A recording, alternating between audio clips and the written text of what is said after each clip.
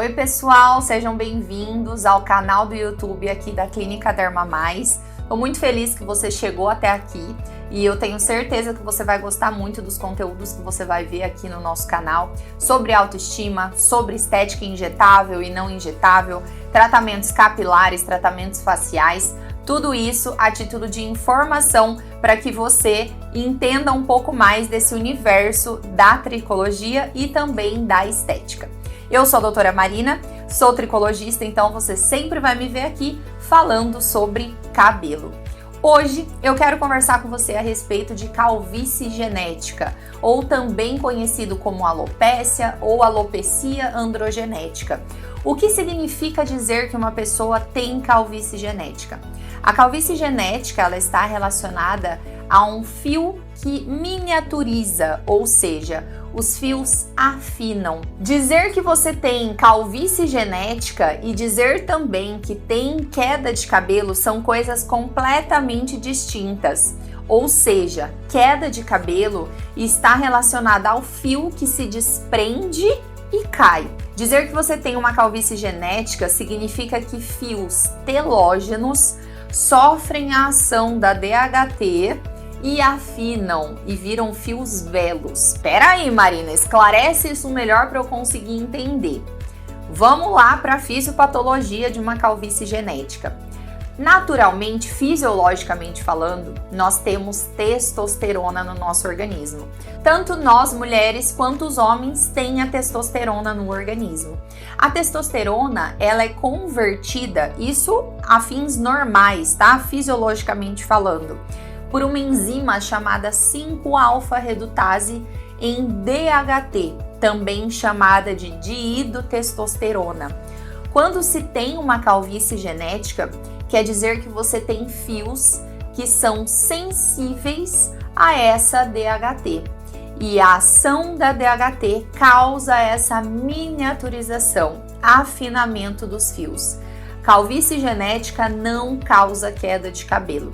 Se você tem visto seu cabelo reduzir de volume, você pode ter uma calvície genética, e se você está com queda de cabelo, você pode ter uma segunda doença associada, outras alopécias, outros motivos que estão fazendo esse fio se desprender do seu folículo. Se olharmos nessa tricoscopia, essa imagem que você está vendo é uma região com uma manifestação de uma calvície genética. Os fios eles estão afinados. E como sei que é um quadro de calvície genética? Sei porque olhando a região de nuca e a região lateral do paciente, como olhando nessa imagem, parece até que temos outro padrão de espessura de fio. Isso quer dizer que esses fios eles não estão sofrendo a redução, a miniaturização. Mas Marina, qual sentido faz se um único couro cabeludo ele tem espessura fina e espessura normal e grossa? Lembra da 5-alfa-redutase, que é aquela enzima que eu te contei que participa do processo da miniaturização e do afinamento dos fios? Essa enzima, nós só temos receptor para ela, ou seja, ela só consegue agir no topo da cabeça, mais ou menos até essa região próxima à região occipital.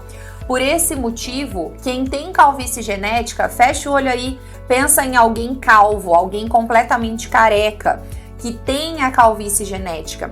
Essa pessoa, mesmo que tenha a calvície genética avançada, se ela não raspa a cabeça toda no zero, ela tem cabelo normal, sem afinamento nenhum, na região lateral e também na região de nuca. E existe diferença em padrões de calvície. Não é regra, existem algumas exceções à regra, mas o mais comum é que existam em mulheres padrões femininos e homens padrões masculinos. Na mulher, geralmente, ela é caracterizada por essa imagem que você está vendo aí na tela. A região central, quando nós dividimos o cabelo ao meio, nós temos rarefação, começa a ter uma divisão maior entre essa linha média. E o que está acontecendo aí? Esses fios eles estão afinados pelo mesmo processo da calvície, tanto no homem quanto na mulher. Não existe perda queda de cabelo, sempre afinamento e miniaturização. No homem, os padrões são um pouco diferentes, depende muito da genética dele, mas ela está relacionada. Primeiro tipo, região de coroa, ela começa a ficar falha, uma região mais exposta, como nessa imagem que você está vendo. Também existe a possibilidade do paciente começar a aumentar a testa e aumentar as entradas da região temporal, frontal. E também existe a possibilidade dele estar perdendo o cabelo da região global superior. Ou seja, olhando nessa imagem aí, a região superior toda, o couro cabeludo aos poucos vai ficando mais aparente. Não necessariamente que aconteça uma falha em específico na região frontal, temporal, nem na região de coroa. Esses são os padrões. E como se trata a calvície genética? Você precisa necessariamente usar medicações antiandrogênicas para que não aconteça essa miniaturização, esse afinamento e essa sensibilidade do seu fio a se tornar fios atrofiados. Existe a possibilidade de você fazer acompanhamento injetando, por exemplo, medicações direto no seu couro cabeludo, que de fato é a forma mais eficiente, associando o uso de medicamentos em casa, tanto solução tônica, dependendo do quadro e grau, e também medicação de suplementações. Aqui no consultório, eu costumo tratar com as duas associações, tanto de tônico quanto de medicação oral. A medicação usada depende muito do seu grau e também é importante verificar exames laboratoriais para saber então qual a necessidade desse paciente. Muitas vezes ele tem baixas de outras vitaminas que estão dificultando também na formação na papila dérmica desse fio, então é necessário uma suplementação além de medicação antiandrogênica. A verdade é que eu digo que só fica careca quem quer. Se você trata, se você cuida, você não vai ficar careca. Ou seja, existe a possibilidade de fazer tratamento para não deixar esse quadro evoluir e, consequentemente, você não ficar careca. Aqui você está vendo um caso de um paciente daqui do consultório que fez implante quando ele ainda tinha a região somente das entradas em evidência. A entrada estendida incomodava, ele fez o implante somente na região frontal temporal. Ao passar dos anos, como ele não cuidou, essa calvície ela foi avançando. Gente, é genético. Não tem cura, ela tem muito bem controle, mas curar a ponto de você não precisar nunca mais cuidar disso, não tem como. E no caso desse paciente, como ele não cuidou, essa calvície ela continuou avançando. Porém, se você não sabe, o transplante capilar ele é exatamente tirar fios da região de nuca e colocar na região temporal, na região que o paciente tem queixa, né? Região de coroa, região temporal, enfim. Onde existe o buraco, tira o fio que não tem a ação da enzima e da DHT, tira ele inteiro e implanta na região de queixa. Depois de implantado, como ele tira o fio todo, inclusive raiz folicular, não existe mais a chance de perder esses fios.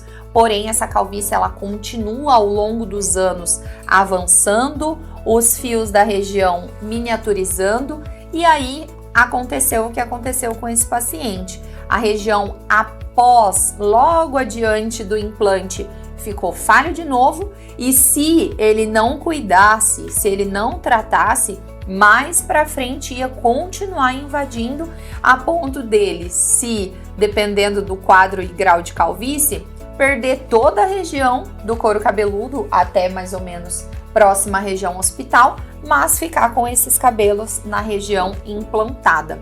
Então esse paciente me procurou com o objetivo de frear essa calvície, não deixar ela avançar, e depois foi feito o implante capilar nessa região que aconteceu aí, como você está vendo, uma falha mais significativa. Era a única forma dele tratar. Calvície, quando o couro cabeludo ele brilha, não tem como reverter o quadro com outra opção que não um implante. Gostou do conteúdo que eu te entreguei aqui? Toda semana nós traremos informações, dicas para você ao longo de todas as semanas saber um pouquinho mais desse universo da tricologia e desse universo da estética. Se você gostou, se inscreva aqui no canal, dá o seu joinha, isso é um combustível para a gente continuar entregando cada dia mais conteúdo para você. Siga também a clínica, por lá nós postamos algumas fotos, alguns resultados, e se você tiver alguma dúvida acerca do tema também, eu estou inteiramente à disposição.